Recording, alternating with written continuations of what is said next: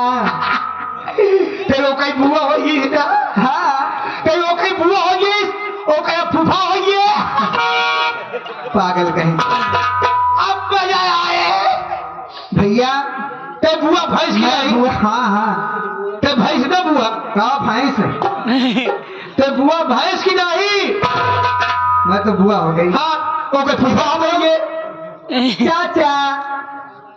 अरे हाँ और क्या हम फूफा बनवे के लगन एक बेटी। हाँ लड़का पैदा हुआ ना मैं भी बहुत खुश हूँ। सोहर सुना हो गई सोहर सुना सोहर अगर न सुने तो सोहर ना लड़की अच्छी ना हुई सुना। अरे जरूर सुनाऊंगी। हाँ सुनाओ सुनाओ भैया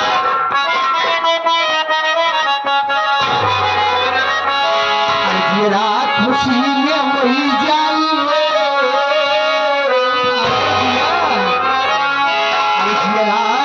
खुशी में वही जाई लाल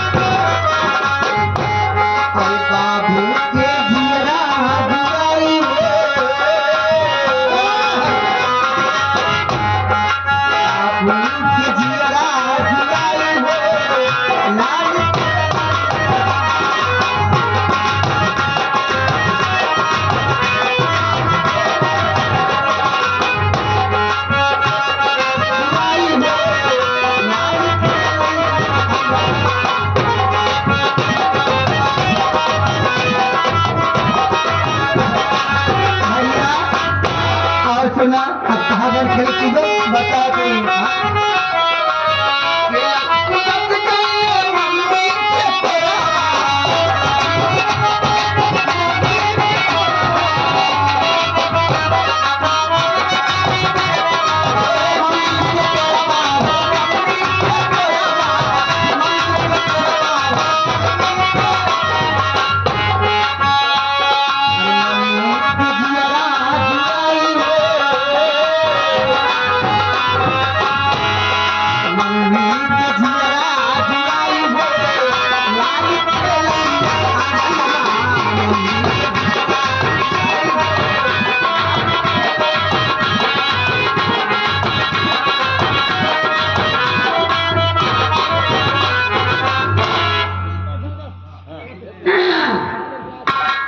कैसे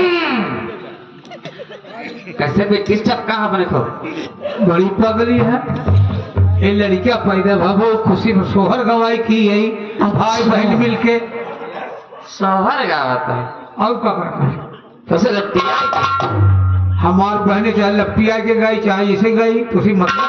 हाँ भाई सही बात है तो हर बहनिया चाहे जौन करा हम का कह सके का अशुद्धम न वक्तव्यम तुम्हार बहन बहन है और के बहन तो